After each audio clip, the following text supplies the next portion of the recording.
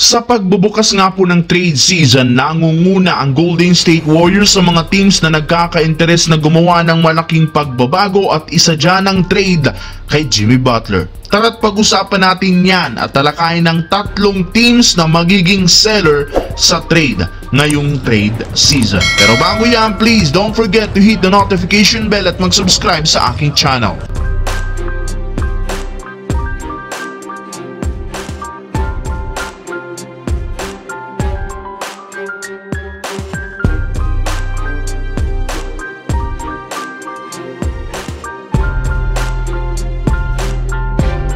Kahit anuman nga pong gawin ngayon ng Miami Heat, hirap nga silang makasabay at manalo laban sa mga legit na contender. Kaya upang mabago ang takbo ng kanilang team, inumpisahan na nga po nila pinakamalaking move na posibleng gawin. Ayon nga po sa inilabas ng insider na si Shams ng ESPN, kumpirmadong bukas na ang Miami Heat sa pakikinig sa mga offer ng ibang team para sa kanilang superstar. Sa madaling salita, available na nga ito sa trade market at malaki ang tsansang ma-trade basta't makakuha ng magandang offer. Patapos na rin naman ang kontrata nito at inaasahan na hindi nila siya bibigyan pa ng extension. Sa ngayon, meron nga pong tatlong teams ang inaasahang makikipag-agawan sa kanya na kinabibilangan ng Houston Rockets, Dallas Mavericks at maging ang Golden State Warriors. Pero sa tatlo, ang Warriors ang may pinakamalaking tsansang makuha si Butler mula sa Miami dahil sila nga po ang may pinakamagandang offer at asset na may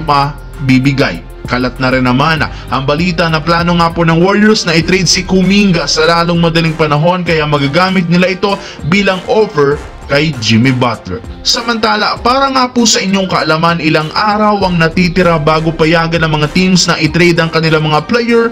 Ibig sabihin, papalapit na rin naman ang pagsisimula ng trade deadline, kaya hindi na nga kayo dapat pang magulat. Bukod sa mga NBA games, napakaraming trade rumors na ang nagsilabasan.